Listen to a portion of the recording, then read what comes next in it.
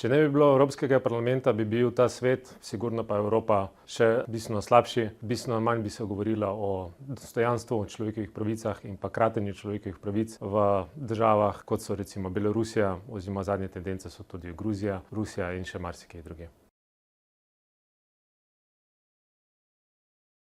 Nedvomno veliko pripomore k osveščanju splošnega prebivalstva in ta nagrada je doživela že kar nekaj desetletij, preživela že svoj čas in se je izkazala kot zelo primerna za izpostavitev tistih posameznikov in skupin, ki največ pripomorejo k bodisi neodvisnim medijem ali pa k spoštovanju vladavine prava in človekovih pravic.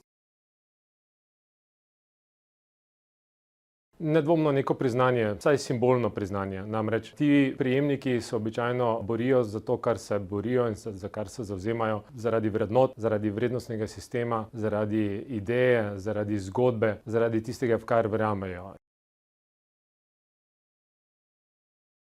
Spremljam njuno delo, še posebej delo neodvisnih novinarjev v Belorusiji. Namreč v Belorusiji je boj za neodvisnost, za demokracijo dolg že kar precej, ima dolgo brado, več kot 30 let. In ves teh 30 let to je tudi boj neodvisnih novinarjev za svobodo tiska, za svobodo besede in svobodo izražanja. Tako da to, da so novinarji na prvi bojni črti, ne preseneča, kajti vemo že iz zgodovine, avtoritarci prvo, kar želijo doseči, je neodvisno besedo in svobodne medije utišati, tako da nedvomno opravljajo izjemno pomembno delo.